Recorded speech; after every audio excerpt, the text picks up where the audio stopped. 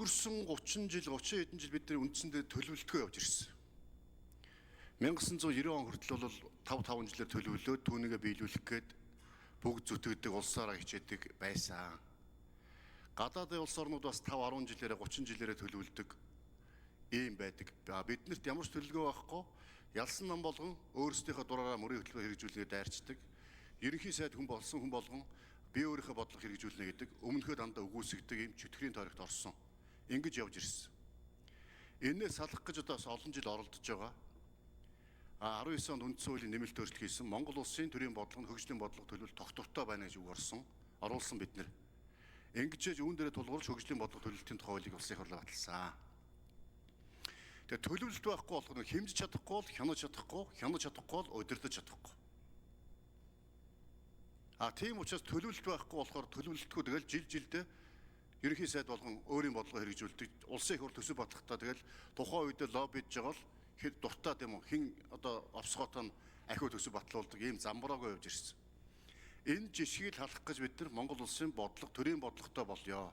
Төрийн бодлого төлөвлөлттэй байя.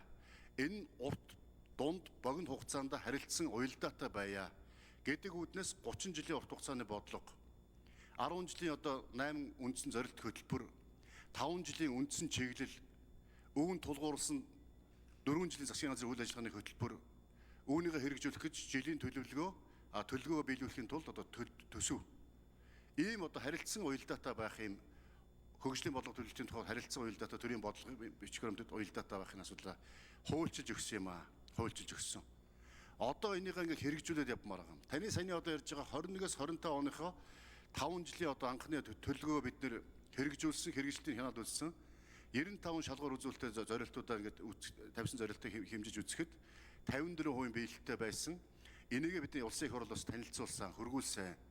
Улсын их хурлд хөргүүлж танилцуулсан юм маань улсын их хурлаар бол хэлэлцээд улсын их хурлаас засгийн газарт энэ зөв байна, энэ буруу байна. Дараагийн 2-5 жилийн төлөвлөгөөндөө та нар энэ асуудлуудаа ингэж тусгаараа гэж чиглэх ёстой байсан боловч энэ процесс хийгдсэнгүй.